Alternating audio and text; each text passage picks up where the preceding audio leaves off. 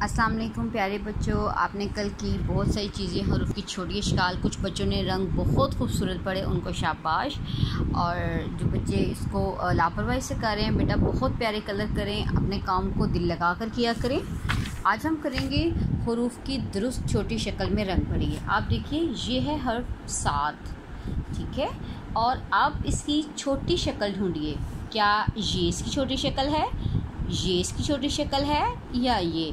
आप उसको ढूंढिए और उसमें प्यारे से रंग भरिए, नीट।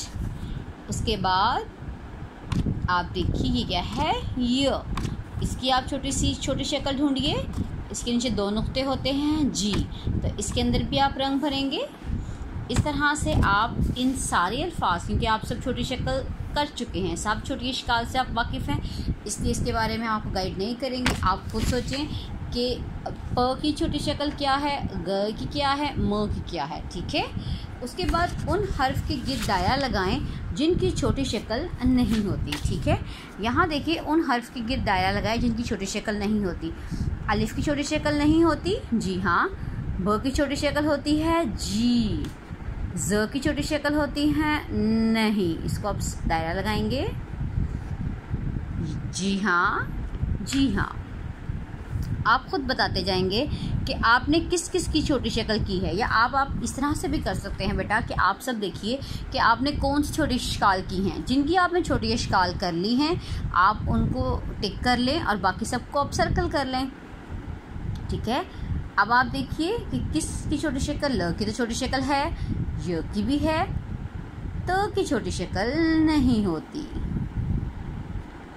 उसके बाद र की छोटी शक्ल नहीं होती, ड की छोटी शक्ल नहीं होती, क की छोटी शक्ल होती है, भ की छोटी शक्ल नहीं होती। ये सब छोटी इश्काल ही हैं, लेकिन इनकी छोटी इश्काल मज़ीद आगे से, क्योंकि ये भारी हैं, तो इसलिए हम इनकी बात नहीं करेंगे। ये हैं भारी हरूफ। छोटी इश्काल होती है जी, छोटी इश्काल है हाँ जी, छोटी इश्काल। आप भारी हरूफ को भी सर्कल कर लेंगे, क्योंकि ये भारी हरूफ हैं, भारी आवाज़ वाले, ठीक है। भ, झ, घ। ओके बेटा। द, सर्कल करें। ये फिर भारी आवाज़ वाला हरूफ आ गया। च होती है, होती है, नहीं, नहीं। जी, जी और नहीं, ठीक है। इस तरह से आप एक दफ़ा और देख लें कि क्या कोई ऐसा लफ्ज़ जिसकी छोटी इश्काल है। अब आप देखें, इन सब की छोटी इश्काल होती है। अगर आपको याद है तो अपने टीचर को बताएं।